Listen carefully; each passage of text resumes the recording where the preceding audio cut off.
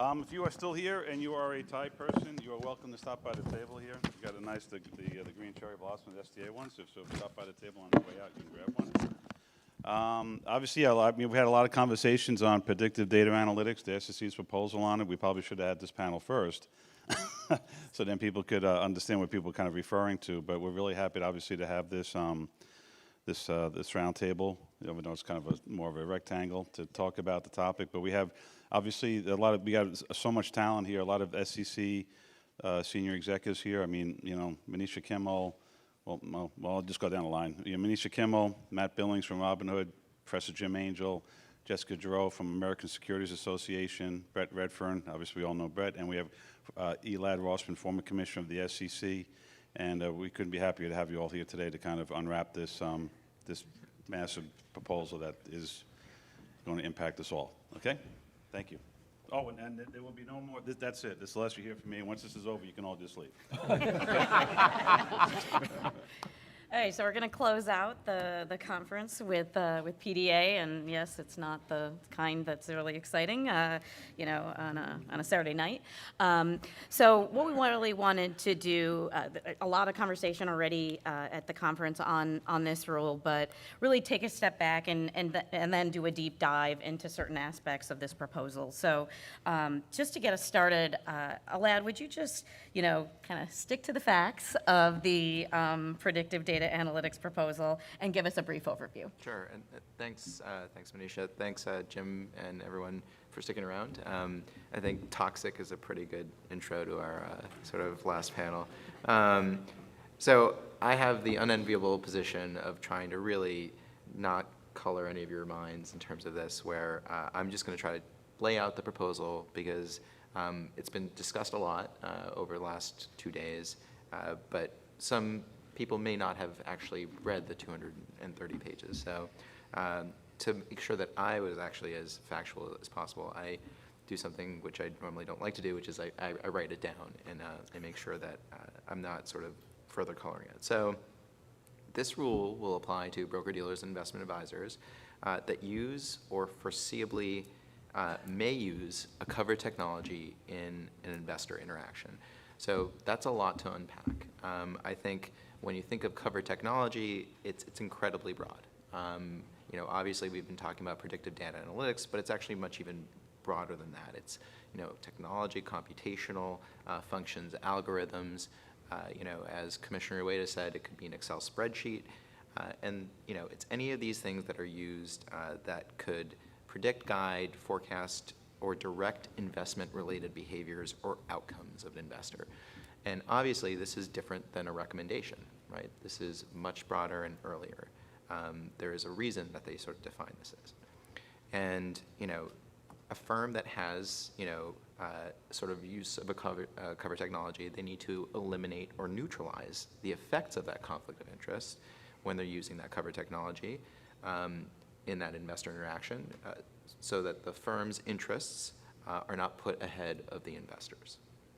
And so, again, any engagement or communication with an investor using a cover technology. And what you're going to have to do is not only sort of find, if you're an investment advisor, you're going to have to give notice, disclose, get consent. But for a broker-dealer, not surprising, and given what we've seen, an elevated, and you need to eliminate or neutralize. And there's also going to be a requirement for policies and procedures to ensure that these, policy that the company is doing what it's supposed to be doing to comply with the proposed rules, and there's also going to be a record-keeping function. That's sort of at a high level, and I've been trying to be as neutral as I possibly can because I feel like there's a lot of strong feelings going forward on this.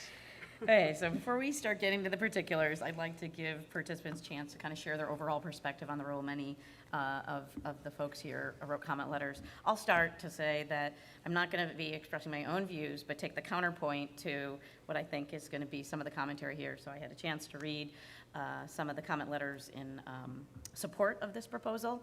And so as we kind of talk through, I'll try and give that counterpoint and see if we can get some reaction from the folks. Matt? Thanks, Manisha. And before I jump into this, since we're the last one, I do want to acknowledge Jim Toes and his whole STA staff for a wonderful conference. This has been, you pulled off a really great thing here today. So thank you. And then if Ryan Krakowski's in the room, congratulations to him on his good year. And then Jim Hyde for the upcoming year. I wish him the best of luck with this. I think we're in good hands at the STA front with the leadership. So thank you guys for all of that. I'm at Billings. I've had the privilege of being in the retail-focused side of the business for a couple of decades at this point in time. I've worked at great firms with just awesome teammates, many of them right here. A lot of great teammates from Robinhood team right here today. I'm one of those guys who does buy into mission statements. I remember Scottrade's mission statement was to improve lives by helping people overcome barriers to financial success. I was a pretty big fan of that one. We helped write it in a working group. Robinhood's is a very powerful one. It's democratize finance for all. And it's very unique at Robinhood. You don't go a day in the life of Robinhood without hearing that mission in the normal course of business. When you're in a meeting, like in our effort to democratize finance for all, it's a living mission statement. And what does that mean? I mean, it means we're trying to remove the wealth gap here in the States, between the haves and the have-nots, to get engagement up and to get people to care and find solutions for them to engage with their finances. And how do we do that? You're going to do it through technology. This is how it's going to happen. You're going to have them engaged through all these technology. The engagement is going to happen through technology. And this has helped to empower these investors, help them engage, and help them give a chance to be part of this capital markets process. So when we look at what's happening, and by the way, it's working. I mean, I think this is, lots of people have gone into this, but it's working, the fact that we have, introduced the ability to engage in finances for a whole younger generation of folks, a more diverse client base. This proposal jeopardizes that. This proposal impacts not just us, as by the way, Julian did a great job just a second ago, kind of stating how this, bear hugs the entire industry. Everyone in this room, if you touch, breathe, this impacts you, okay? So if what Elad said with the intro, with everything that goes into the complexity of this, if you haven't engaged, please engage. But in general, this proposal is vague, overbroad, excessively burdensome, and all the progress that we have made to help empower investors to increase this engagement will be pulled back by this proposal. I'll stop there. We got lots of time. I'll stop there. Thanks. I'd like to echo what Matt just said about the proposal, but first I'd like to echo what he said about a great shout out to Jim Toes and the rest of the STA for putting on a really great conference, and of course thanks to all of our sponsors as well. Now, if you liked this conference, you'll really love the conference that Georgetown is putting on next month on November 15th. It's our FMQ, Financial Markets Quality Conference. And the best part you'll love about it is the price. It's free. So you can go to our website, and or you can scan the flyer here and come to our conference next month.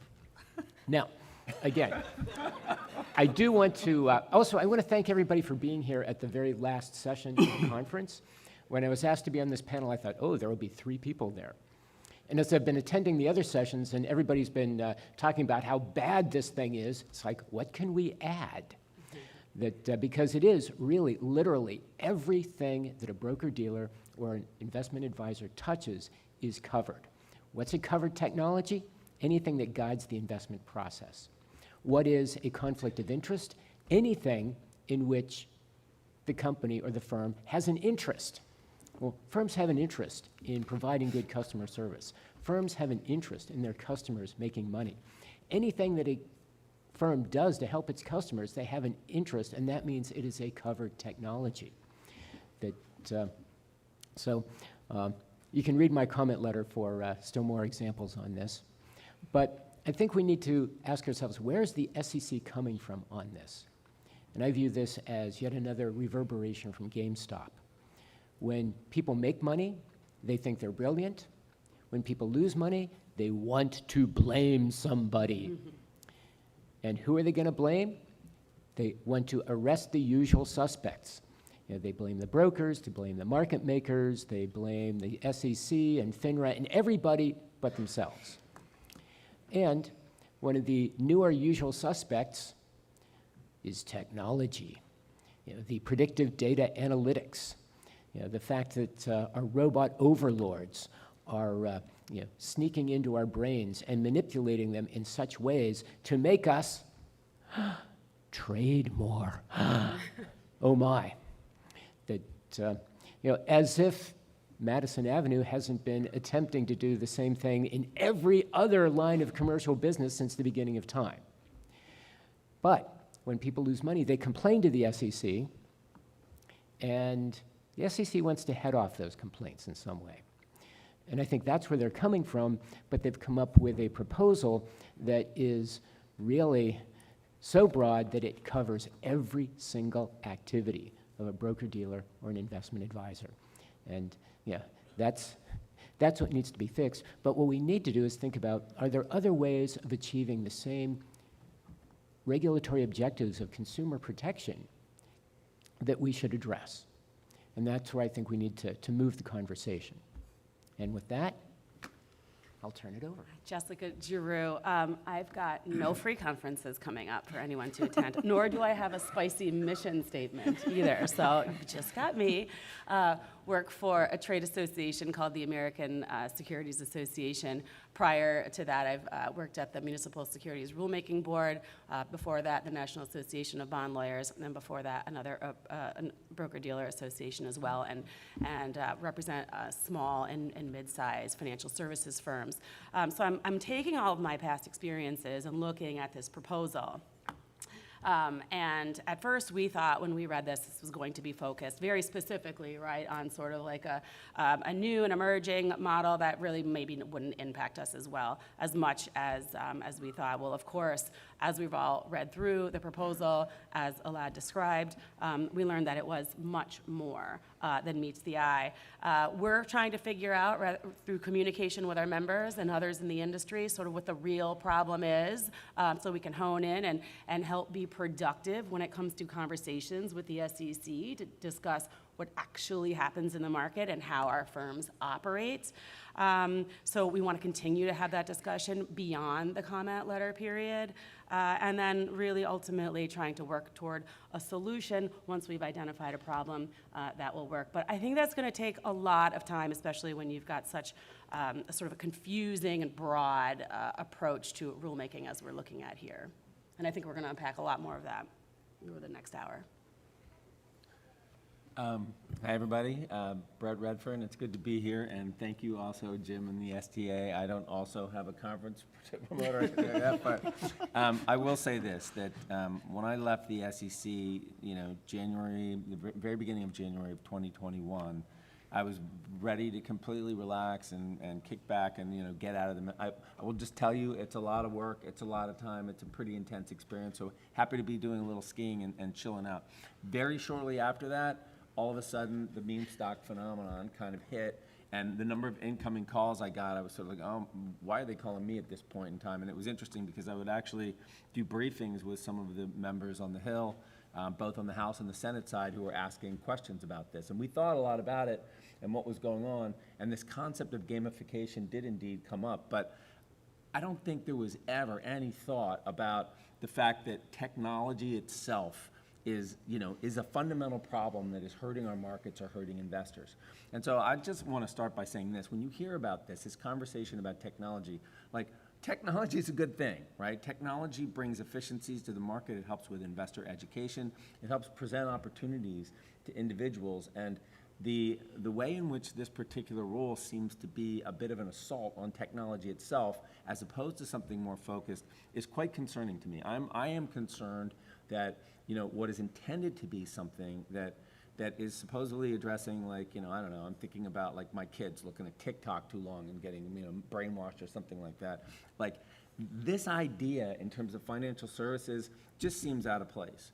And the opportunities that investors have, the efficiencies that come in the marketplace, the education materials that can be presented, all of these things are, I think as Matt said, there's a risk here. There's a risk here that firms are going to have to dial back their use of technology, and the efficient way of engaging in the market that I personally believe could be harmful to investors, right? Now, the question here is, now, Alad, I recall that we actually spent quite a bit of time working on something called Reg BI, Reg Best Interest. And I will tell you, one thing when I got to the commission that I didn't expect was how much time we were going to spend working on this. I'm telling you, we had like every single, afternoon, we were buried in a room and we were talking about how do we think about the best interests of retail brokers? What is in the best interest of them? And then similarly with Dahlia Blouse, who you heard speak yesterday, talking about the fiduciary standard that investment advisors have. And there is something in place that tells broker-dealers that you should not act in ways that are not in the best interest, or you shouldn't put your interests first, right?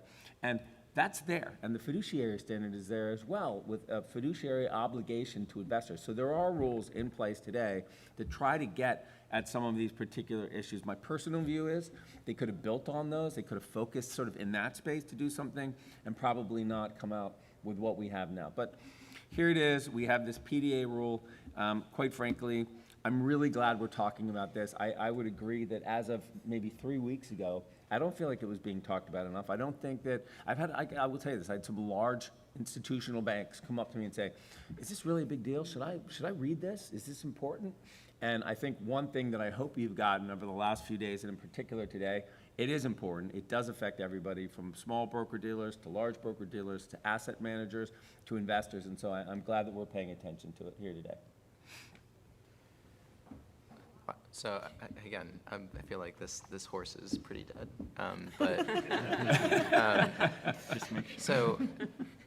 So how do I say something new? Look, I think, and Manish will, I think, talk about some of the reasons that the commission may be interested in this, and the role of technology and the role of intermediaries now having greater outreach to investors than ever before. But I do think this is a pretty broad definition for both cover technology, and I'm not sure what the problem that they're trying to solve for. To Brett's point, if the concern is with respect to sort of Reg BI and maybe refining when a recommendation occurs, there's a way to do that, but this rule's also, Reg BI is still being sort of, I think, rolled out. And so I think that's a better way to deal with this. I think the problem that everyone sort of talked about is just the scope and potential impact of having a rule like this. And what people often forget is that, we have frictionless trading. We have the ability to trade for zero commissions, but that doesn't mean that that is, something that we can always have. And two, that people need to make money. Liquidity is not free. There is a role for every single person in this room, and it's gotten to the point that the pie keeps on shrinking. Investors, it sounds so tired to say, but investors have never had it better. But every time you sort of put in a new regulation with not exactly a clear understanding of what the problem is or what you're trying to solve for, it really puts in jeopardy the entire sort of ecosystem. I think what Commissioner Peirce sort of talked about yesterday is also really important. What we're seeing out of the commission is we're seeing a lot of rules that are incredibly expansive and then ask a lot of questions and then they get pared back. And for many people, it says, thank goodness they listened to the comments. Normally, that's not something that people would be celebrating, right? Normally, what would happen is you would have either concept releases, roundtables, like for Reg BI, a lot of sort of back and forth, and then nudging things to a place where people are much more comfortable. What we're seeing here is things that are changing, and it doesn't necessarily mean the rules are good, they just mean they're less bad. And I think that's what Commissioner Peirce was sort of commenting. And I think the other thing is you just can't look at these things in a vacuum. We're all focused on PDA for the past 2 days, but there's a lot of other equity market structure proposals out there right now. And before this was published, everyone was really talking about how fundamentally transformative these rules were going to be. It's interesting now, I'm not hearing too much about auctions, right? It's still out there. All these things are sort of going to be impactful. I think that this is probably the most, impactful commission rulemaking in the market structure space, certainly since Reg NMS, maybe since '75. I really think that it's really hard to see a baseline of how all of these things are going to interact. And I think that's another big problem, which is everyone sort of focused on these piecemeal. You can't. And when I read the economic analyses of all these rules, it's as if these other proposals don't exist. And I think that's another point that sort of, if those in the audience, if you're writing comment letters, if you're talking to the commission, it's important for you to say, well, you think PDA is in a vacuum. It's not. This is also impacts Best X. This will potentially impact auctions. You know, we also don't know what's going to happen in terms of just more broadly. There's the marketing rule for advisors. All these things are sort of happening at the same time. So that, I feel like that's the last kick. So you guys have posited that, you know, it's not clear why we have this rule, but I thought the rule was pretty clear.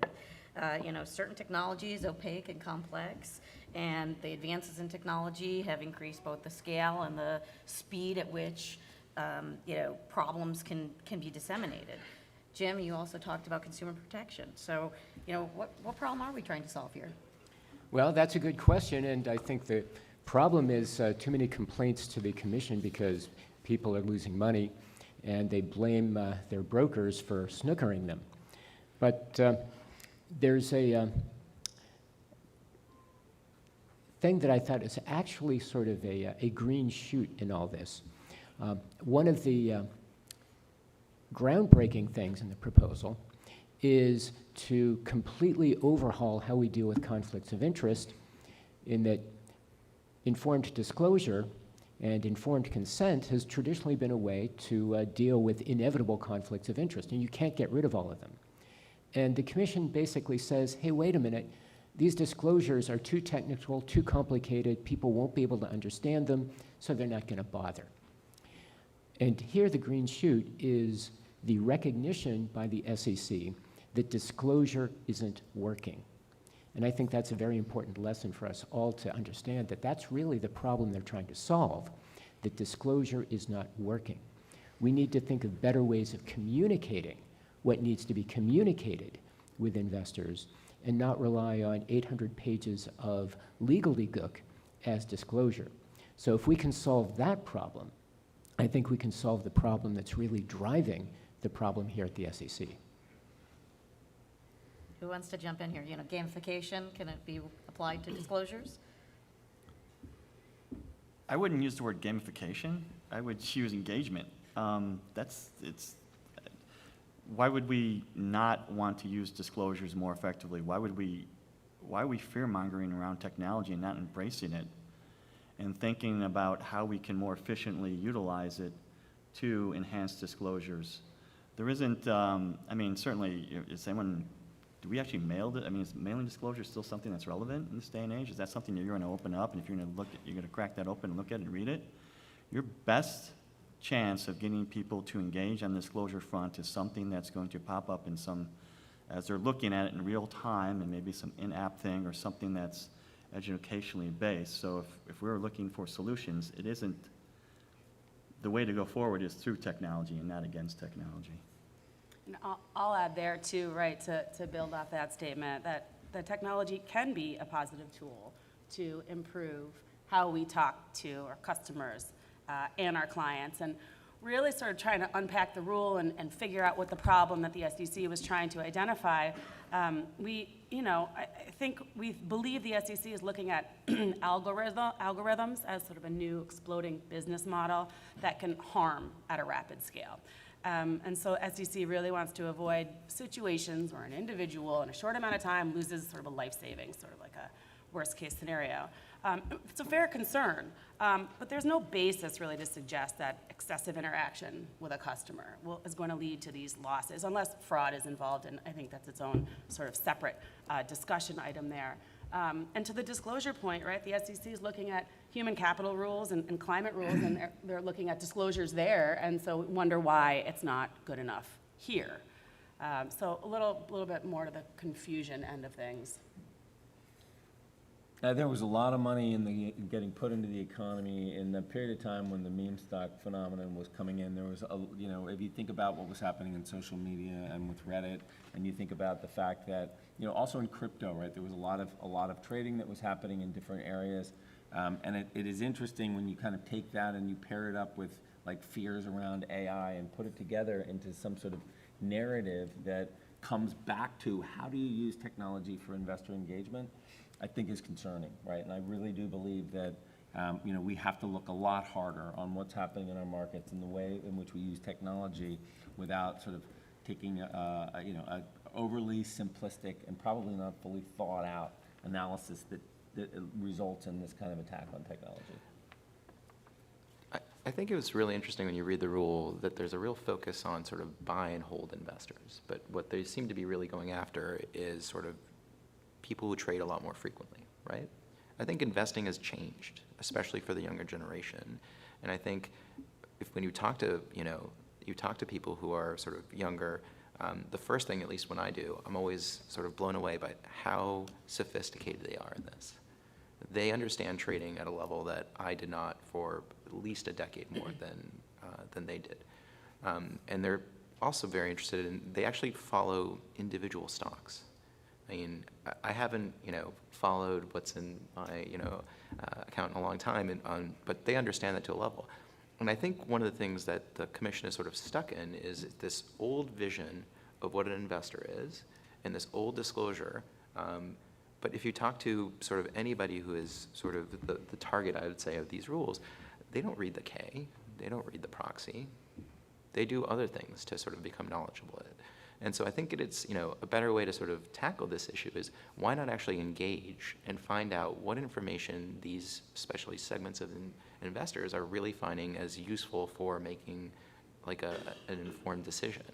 And I think that's going to have to happen. It's certainly not happening right now, but if the SEC wants to continue to sort of produce and require disclosure that's meaningful to investors, or even understand better what are the types of conflicts that they're really concerned about, they need to do that step first. So when we talk about, meaningful disclosure and, informed consent, one of the things I thought was interesting in some of the conversations about AI earlier in this panel was that you have to look at the data that goes into the decision-making. You have to look at governance. And, there was also a lot of talk, even on the FINRA panel, about misinformation. And so, is there really an opportunity for, broker-dealers and investment advisors to be using technology by, using those inputs that are unbiased and, taking into account risk tolerance as part of, potentially customized disclosures? Like, is there like a way in which technology is the solution here, not the problem? Yes. Yes, I think the notion of... I had more there. Come on. Go ahead. Please, go ahead. I think the idea of customized disclosures using technology is really, an amazing idea that I think we need to run with. And again, we need to think of it not so much as disclosure, where you hire the lawyers to write 800 pages of indecipherable prose, but think of it as communication. We need to learn from our communication people how to get across what needs to be gotten across, and using the information we have about the consumer to do that is actually, a really worthwhile idea. Now, will the regulators ever let us do it? That'll be hard. But I think that would be a much better solution than what we're doing now. Yeah, what you're speaking about happens in general commerce, right? You see that as you walk into a store, you may get something that attracts you to it, or some sort of sale ad, or something of that nature. There's an intelligent way to use disclosures, a thoughtful way of doing it, and a very effective way. At the end of the day, you can create a lot more simplicity, a lot more comprehensibility to it, a lot more accessibility to it, and if we add some level of customization relative to where we're at in the world, these are things that we could say it's improving the client experience, it's improving the client experience and improving engagement. So I think there's an avenue there that just makes sense. Yeah, I just wonder, as I read the rule, and we'll talk a little bit about the specific definitions, but it does seem like maybe the reason why the definition of cover technology is so broad and investor interactions is so broad is this rule isn't about technology. This rule is about disclosures and a kind of referendum on the disclosure regime, because, to Jim's point, it comes off as legalese that you just click on and accept the terms and conditions because you've already made the decision to, interact with that business that happens to be a broker-dealer or investment advisor. We talk a lot about the PDA part. How much is this really about disclosures, disclosures versus eliminate or neutralize?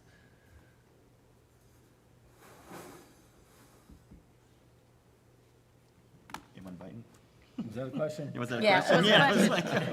like- Which are you going with here? Like, you know, is this, and, you know, and it's really kind of takes me to the sort of a question on Reg BI, which is, you know, is this really a way of updating Reg BI to, you know, address this, you know, sort of paradigm shift from managing conflict to eliminating or neutralizing? You know, I will say this, it reminds me of the discussions that we had when we were working on Reg BI, and in the context of that, as many of you know, there was a lot of discussions also about the fiduciary standard for investment advisors, right? And so, under Reg BI, the language was, if there's a conflict, you should either, you know, eliminate it or mitigate the conflict, right? So it was a pretty high standard, and then in fiduciary standard, there was still a disclosure option, right? Yep. You could disclose that it was out there, and there was a lot of debate about that, and it was interesting because you sort of have, sometimes you have people who kind of fall in the advisor camp versus the broker-dealer camp.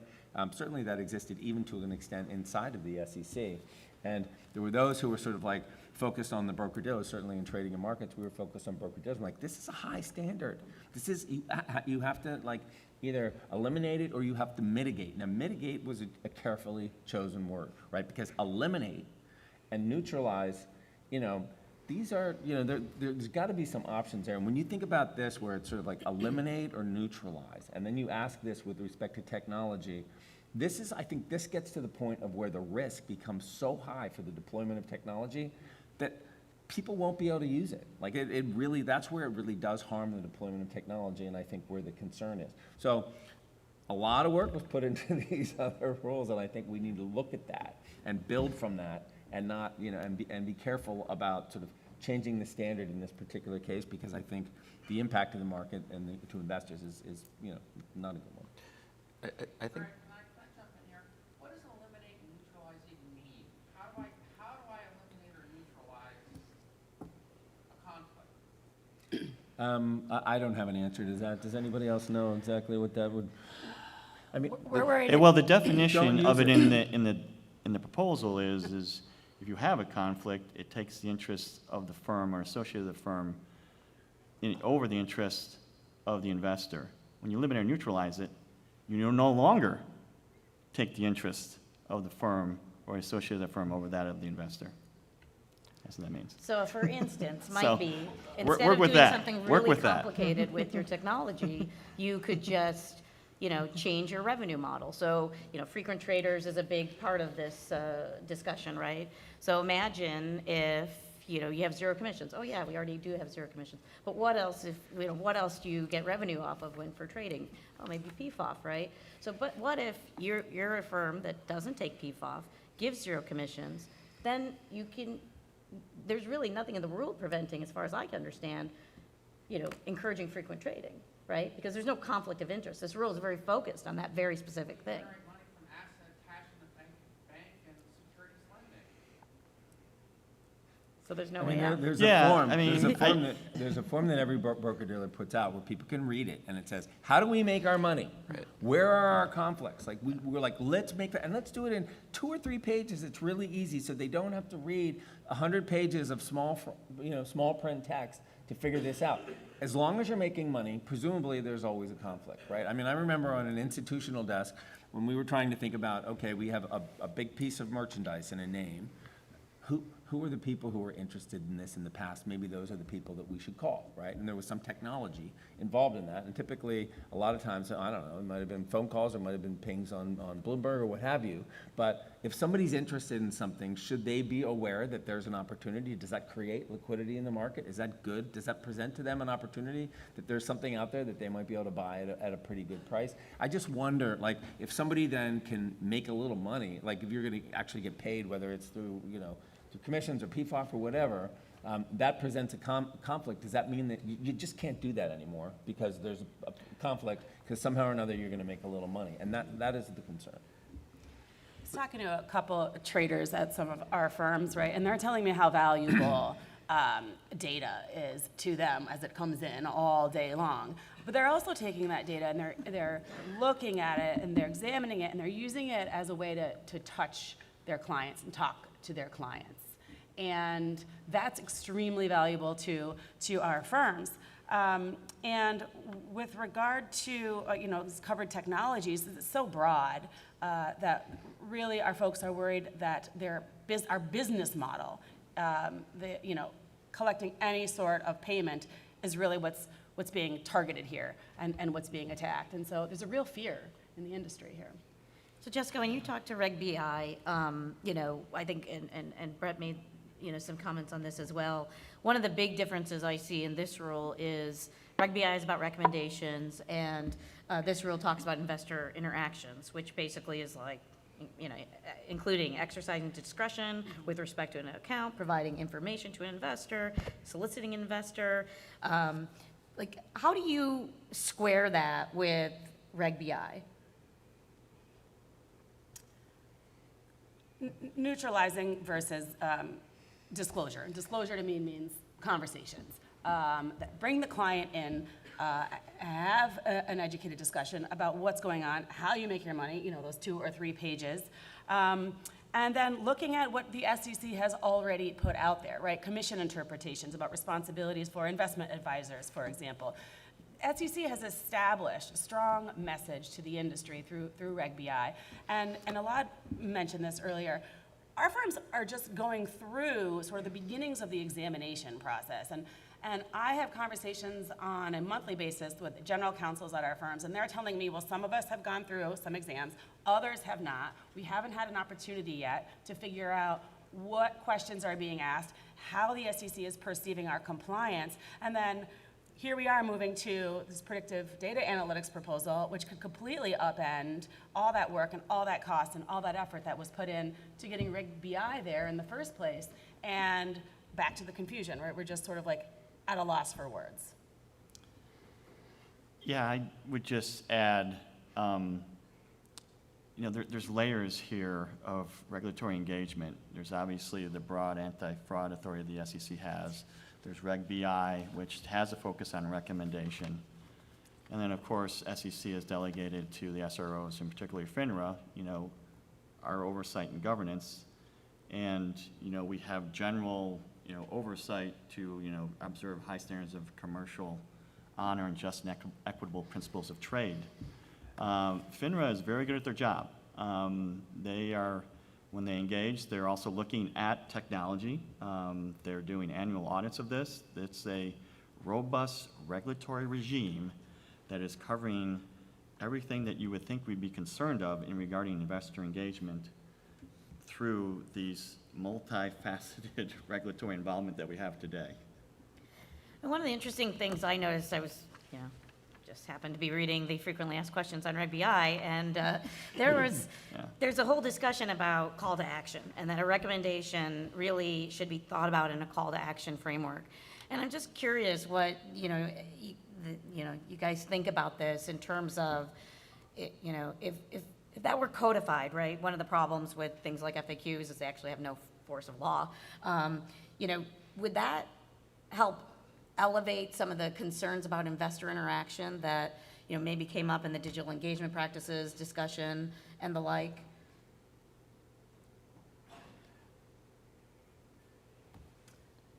I think clarity is helpful, being on the same page as your regulator, and I think that's one of the things that I'm seeing a lot in those comment letters that are going in, is like, let's get on the same page here. What problem are you trying to solve? Let's talk about how the industry works, how our different business models operate, and then what it means for the words that you've put on paper versus the application and the potential likely unintended consequences here. And we don't feel like we have that ability to have that discussion right now with the SEC. We've got a very limited comment period. It's not any shorter than the others, but we've been talking about how short these comment periods are for a while now. And with Reg BI, it was mentioned on this panel already, there were roundtables and sort of like maybe more of a coming together and trying to get to a point where at least you understand what you're fighting against. And here I think we're just lacking a lot of that. I think this is just as big as Reg BI.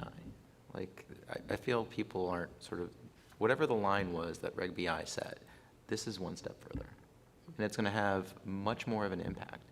And, after Reg BI got, approved, there was a long period of like discussions with industry about what they needed. There was FAQs, there was outreach by exams, there was discussions with FINRA. These were all things that sort of took a long time and were very methodical in order to make it as sort of workable for the industry as possible. I'm not sure you're going to get that for this. There is so much on the plate for everything else, and we're already seeing this compressed, as Jessica said, like a time frame for response. But it's also, it wasn't in a position that it's easily sort of translatable to a final rule that's workable. I just want to add that during Reg BI and the whole process of putting together that rulemaking and going through it, the level of industry engagement before, during, and after the rule was extensive. The number of market participants that came in to talk to us about their concerns or about what they were seeing were material to what we put into the proposal. And the comments that we received during the comment period were material to what the approval was. I think unlike here, when we put out the proposal initially, it was our best shot. It literally was like, what do we think in our best judgment at this point in time should that rule look like? And then let's tailor it accordingly before we kind of come up with an approval to that. I'm concerned here that, and I think Elad made mention of this earlier, that there's almost a bit of a negotiation-like style of rulemaking that we're seeing here, where the rulemakings that are being proposed are like, well, let's just ask for the kitchen sink and really go for it, and then we know we're going to be tailored back, so let's wait and see where we come tailored back, and then we'll find what the right level is, as opposed to let's put that right level out there first. And that's pretty concerning, because now we have something that the general response is, people don't think it's workable. And there's a question now as to the extent to which it can be salvaged and worked back, or to the extent which, this should have been a concept release or something like that should have been put out before we have this rulemaking in front of us. Because the level, I think, of concern that's being created here is material. And I would just add this, right? So like I said, a few weeks ago, there were a lot of people who just weren't talking about this. And part of that is because there's so many rules, right? I mean, we spent so much time talking about the big SEC 4 market structure proposals that are out there. But there's this, and there's so many of them that it's hard for people to focus. And I think part of the message here is simply, it's really important for financial institutions to be looking at this, to be thinking about it. And now that this rule is out there, to be, like the comment period just ended, but to be involved in those discussions, to get in there, if you haven't written a letter, get it done, and go in there and talk to them about these concerns, because they really need to hear it. And generally, I find the staff, who work very, very hard, are generally very interested in trying to figure out how we can take that feedback and how we can, try to land, at least at that point in time, at a better outcome.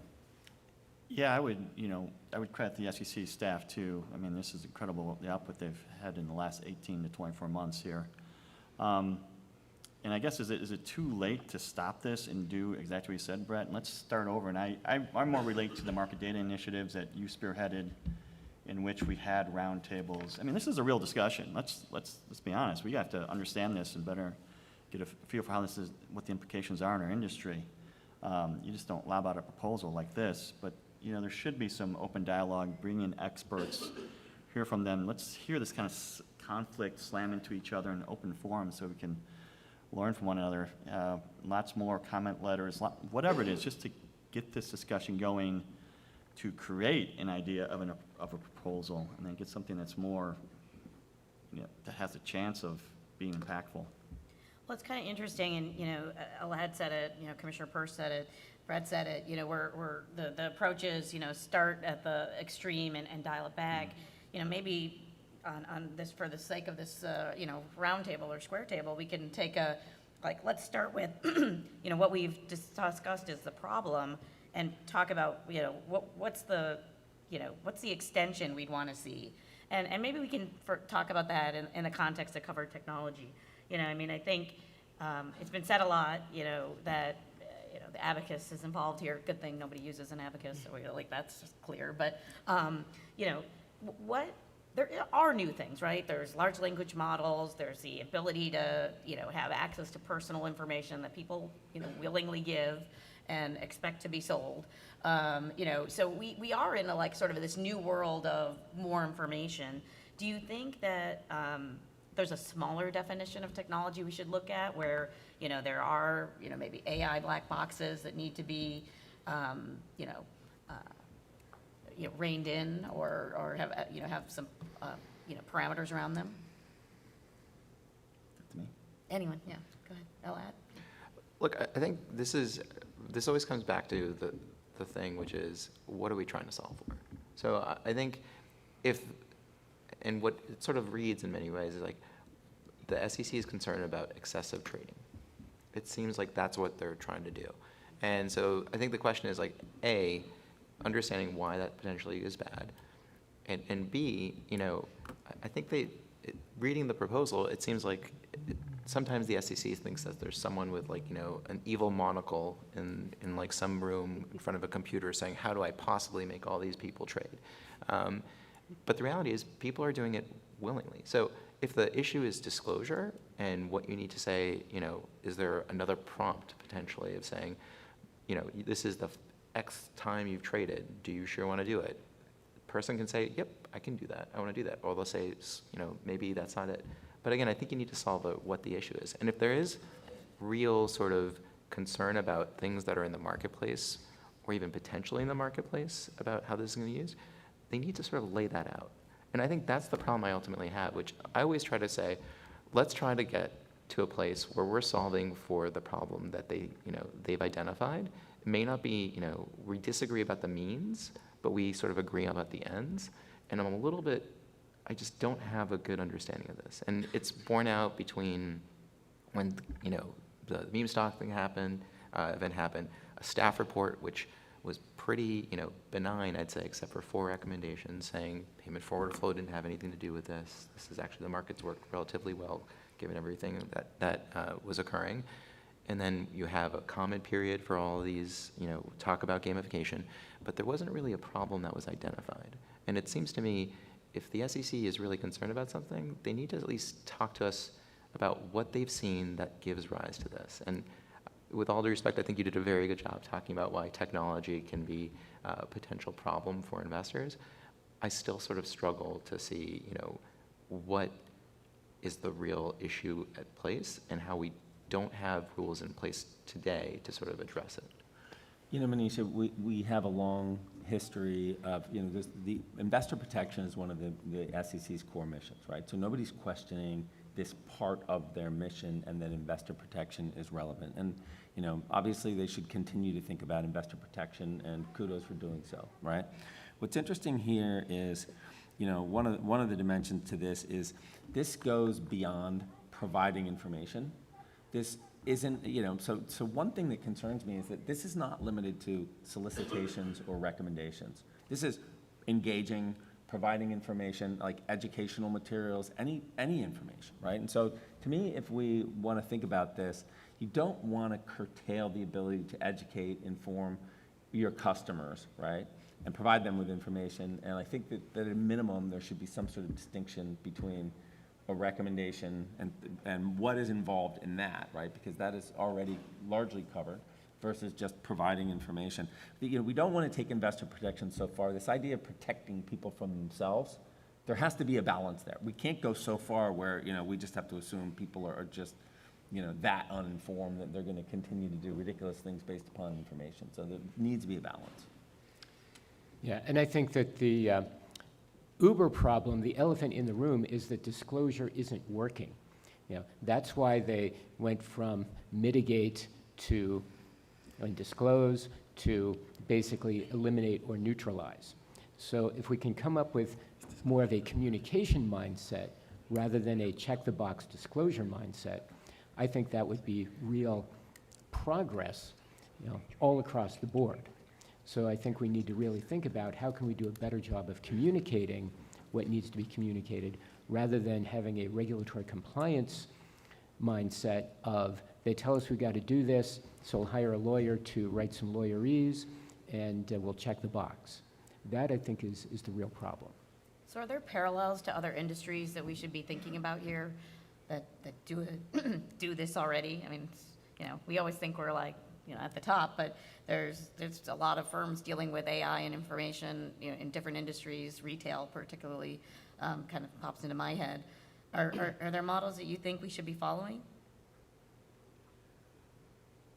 I'm going to build off parallel and models here. And I think part and parcel of figuring out what the issue is, and I think we're headed toward maybe disclosure isn't good enough. And I want to flag something that we thought was curious, that the word neutralize appears in the state regulators that NASA's recently proposed model business practices rule. And so we're trying to look to see if that's what we're up against, that state regulators are saying, listen, disclosure is not working, it's not going to work. And so don't want to be too conspiracy theorist here, because I don't know exactly. I know that meetings happen at the SEC and they're always posted, right? But I'd hate to think that we miss an opportunity to have a conversation with the SEC prior to a comment period that existed, and somehow there was a coordination between a stakeholder and a regulator that caused them both to use the word neutralize, which is a curious word too, because it's not really, we're saying that definitionally. We looked it up in the dictionary, and we had a decent discussion about this concept in our comment letter. But we just don't feel like we're playing with the same facts here. So I would, I don't know if we need to answer that question now, because we can talk about it. We can get other areas into the room with us to learn from them, to better understand how they do what they do. I mean, why do we need to throw out this solution first? Let's do the hard work. I mean, let's bring in other folks. Let's, figure out what they're doing that we can learn from. If there's mistakes that they made, then let's not make those mistakes. I don't know if we need to jump to something that says, here you go, here's the bid ask, and pull back from that. Let's have that discussion, whether it's some people in other industries.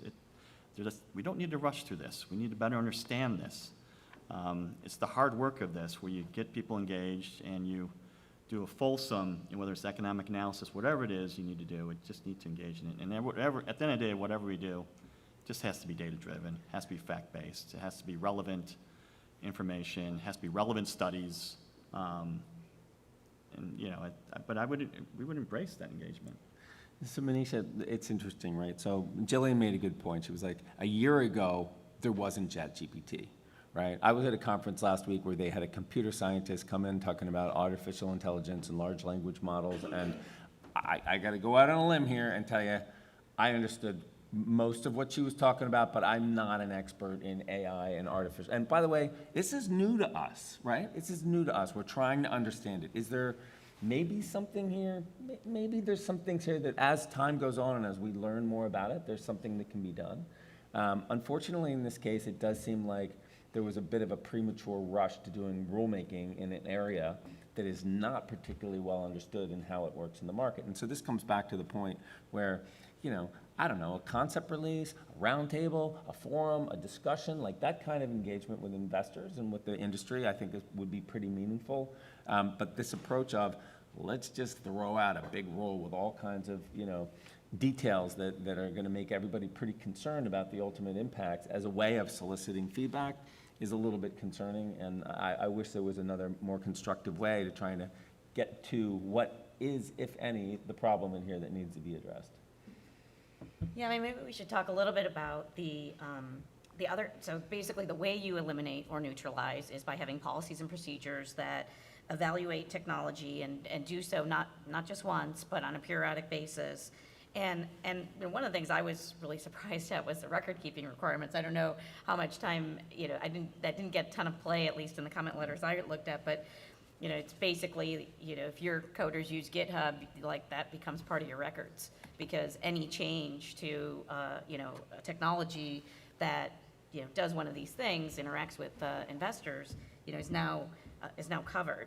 And so, when we think about what the compliance burden is here, maybe we can start with you, Matt, what do you think about the cost estimates and about that sort of section, they call it the back half of the rule,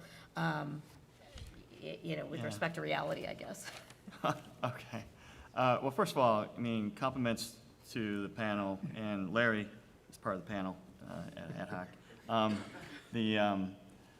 we've covered a lot of this and just how the definitional triggers here are just so broad in everything, whether it's a, investor interaction, whether it's a covered technology, whether it's a conflict, and how you eliminate or neutralize that conflict.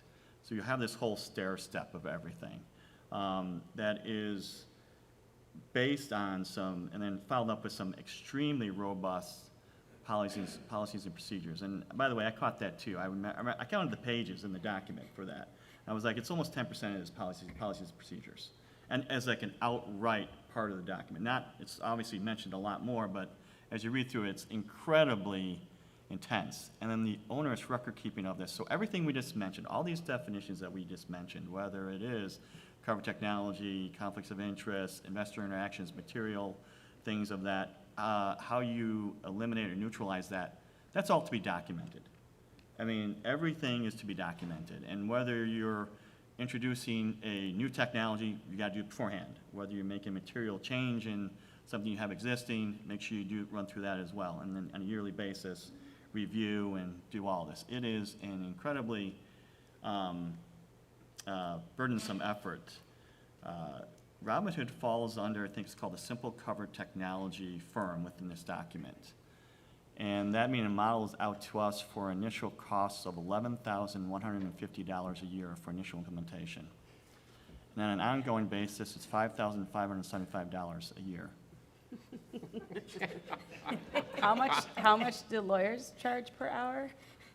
You gotta give me a minute here, I gotta catch my breath. So, that's just grossly underestimates the challenges of it. You obviously picked it up just from reading it.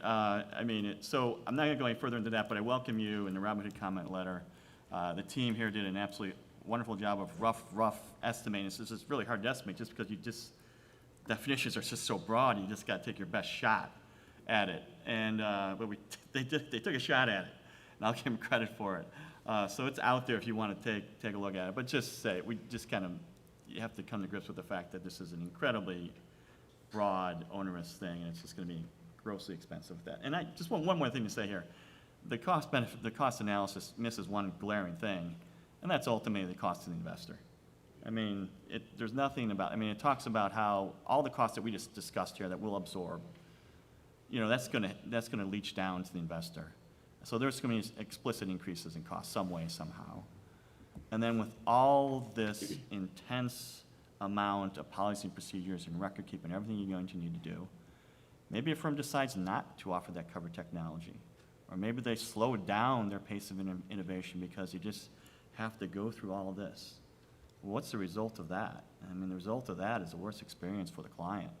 It's going to be either, something's going to be, it's going to cost more, or it just won't be as engaging and as accessible, and all this progress that we've made will be a step backwards.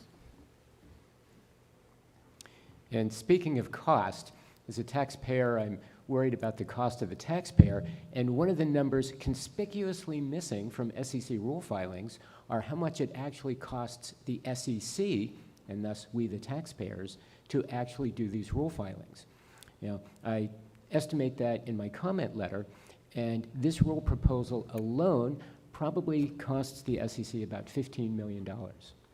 And the costs to the industry, i.e. to the country, of actually analyzing it is easily twice that. So that's something that we need to be thinking about. It's just not only the compliance costs, but also the cost to the taxpayer. Does that include the litigation costs? Oh, that does not include litigation. That would multiply it by a factor of 10. So what do we do that we're not already doing as an industry? How do you get the SEC to listen? It feels like this isn't our first rodeo, right? So what, for you to, obviously, then on the other side, what would you recommend that financial services community do differently? So I'll jump in first. There's a two-way approach to this. Part of this is soliciting input, and the other part is making sure that people are proactive in that. As was mentioned earlier, we had some big rule proposals that we were considering, before even getting to the term sheet phase of writing out what the rule was, we held 3 very large roundtables. One of them was 2 days of roundtable, and we pulled in everybody from all aspects of the industry, whether it was exchanges, brokers, asset managers, vendors, the whole 9 yards. We put them up there, we put a bunch of topics in, we facilitated discussions, we heard what people had to say, and then at the end of it, we went and we synthesized what we heard, and we said, oh, okay, there's a few areas here that we think really do need to be addressed, right? We did that on the market data issue, we did that on retail investor fraud. We did it on thinly traded securities, all issues that were big importance. And then there were other roundtables on other things as well. So that was sort of the outreach approach. And I remember, like before Reg and MS, I think we had like 2 years of forums and discussions of things before we changed, even decimalization, right? Years of discussion related to decimalization, years before we actually went to pennies, and here we go to, you know, a proposal now where we have potentially multiple different new increments with no roundtable. So I think that's that. On the other hand, like, it's hard. Everybody has day jobs, right? And so, you know, being involved in that kind of advocacy to go talk to the commission is difficult. It's not necessarily something that is going to make you more money for the next quarter or make your firm more money for the next, you know, for this year. But it's really relevant in the long term. And especially on things like this, it's very relevant because the long-term impacts are substantial, engaging with the policy offices within your own firms, making sure that it's on their radar, agreeing to submit a comment letter. It doesn't have to be, these comment letters don't have to be, you know, 50 pages long, right? You can write a short comment letter. And by the way, you don't always have to go down to the, it was amazing to me. It felt like when people came to the SEC, a lot of times, they prepared for like a month. They came down with their government affairs and with their attorneys and da-da-da. And there were some people who at some point in time on certain issues would just call or would just, you know, set up a Zoom and, you know, and do a meeting and kind of get that kind of engagement. So I think to the extent that you can engage, honestly, the more the better. Figure out the role, read it, take a viewpoint, and let them know and engage. And I will tell you that, you know, regardless of what might be happening more broadly within the commission, I really do feel like the staff really listens. They sit down, they take the notes, they listen. When the comment letters come in, the process that they go through in comment letters, right? And think about it. You know, we had on Reg BI, I can't remember the number of letters, but I mean, you know, at least triple digits, and quote 4 digits. And, you know, the staff goes through them all, they summarize what are the key issues that are raised, how many people said this, how many people said that, blah, blah, blah, and they go through the whole thing, and then we take that to heart. And there's issues, there's legal issues that are involved, there's, you know, statutory issues, there's policy issues, there's cost issues, there's a whole array of issues. So we do sort through those, and that does affect what the ultimate outcome of the rule will be, so. And I think you definitely can comment anonymously too, right? To the file, is that true? Oh, I've seen all kinds of crazy names that people put on the on these letters. I mean, it's good to be, you know, it's good to be out loud, but it is possible. Yeah. We always enjoy those anonymous letters, so. Look, I think it's getting people out there to say it's a big deal. I think part of the staff will always take a meeting. And it's not just the staff. Go to commissioners. I'm obviously very biased in this, but that actually always had impact. When people came in and talked to me about something, I took it very seriously. I had to prep for every meeting because this is a really big thing. You never know, you know, this might be the biggest thing that's facing this company. And so when you talk to commissioners and you explain, you know, just 3 or 4 things of how this will severely impact your business, impact investors, I think that's really meaningful. I also think it's, you know, you represent one segment of the marketplace, but indirectly you represent almost everybody. It's helpful to have those other people talk. If you are a retail broker, it'd be helpful to explain it to retail investors, how this is going to impact them, and them going to the SEC and explaining why this is a bad idea the way that they're sort of currently constructed. I think economic analysis has been sort of the tool that's been really effective historically on pushing the commission. Some of the assumptions that they make are oftentimes, you know, I think underestimates.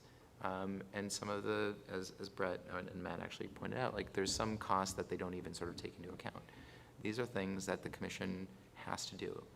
And the last thing I'd say is it doesn't seem like there's a lot of roundtables at this particular commission. But things like this are actually really impactful. And if you invite people at the SEC or ultimately take a transcript of these discussions and submit it, these are ways for them to actually have to acknowledge that there's more than one side to their particular viewpoint.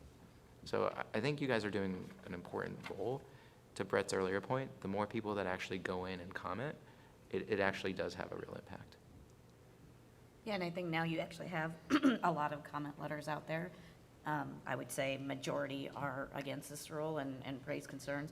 There's one really interesting comment letter from a firm that would do the evaluation, and even their comment letter was like, this would be very difficult to do, the definitions are too vague, you can't ask people to predict the future because there's language in potentially foreseeable uses of technology. So that one was actually a pretty interesting one because it was a firm, not talking their book, but really trying to, make a point. And the other point they made, and we haven't really talked about this much, but they're like, what's talked about in this rule is sort of like garden variety AI issues, but there are existential AI issues that, impact the financial services industry. Like, what should ChatGPT be registered as an investment advisor or a broker-dealer, right? If they're giving advice, and, how does, like, the move away from trusted communications, like, how does that change the whole landscape, right? Like, there's a lot to talk about here.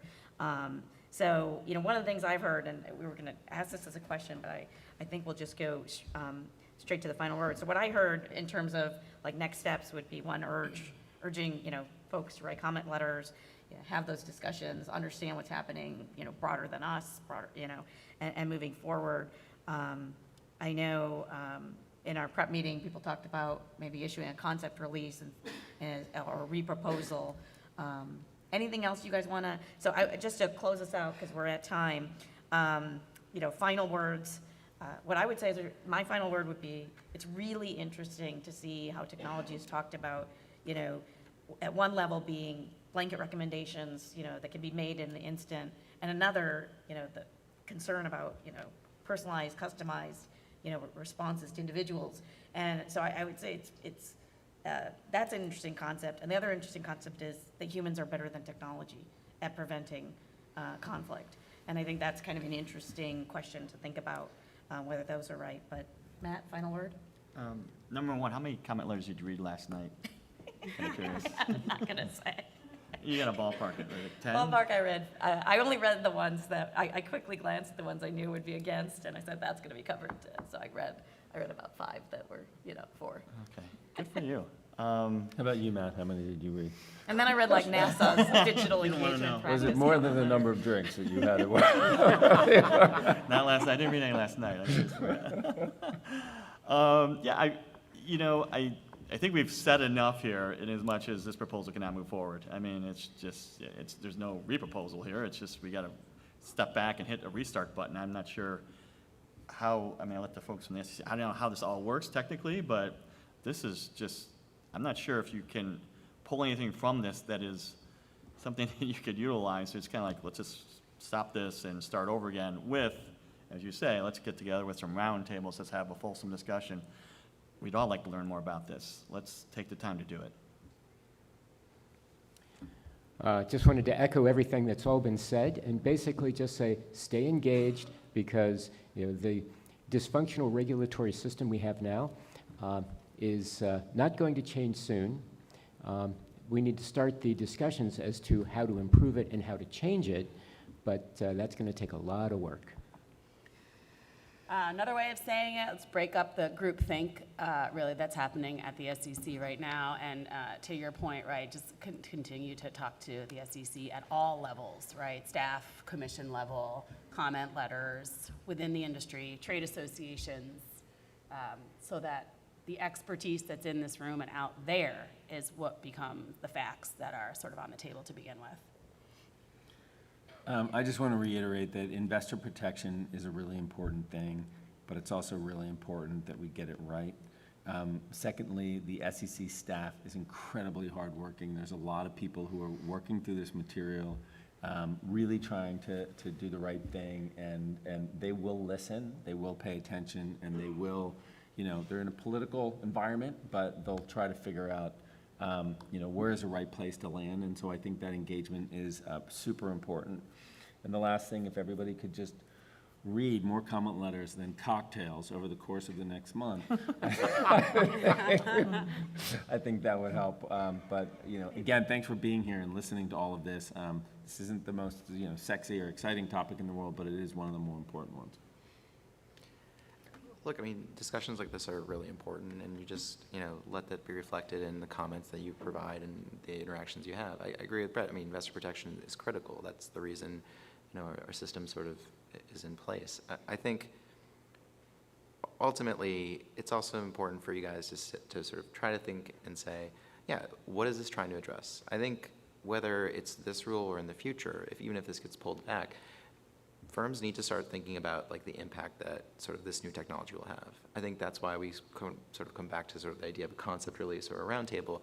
It's really understanding A, how this technology is being used right now, and B, what could it be used in the future, and whether there's things in place that are actually sufficient. Again, there's an entire rule set that's pretty principles-based. The commission recently did do a rule in this space. So the question ultimately is like, is there anything that needs to be changed, and how do you help educate the regulator about things that you're seeing that could potentially be impactful to investors? Great. Well, thanks to my participants in this roundtable, and thanks to you. all of you for watching.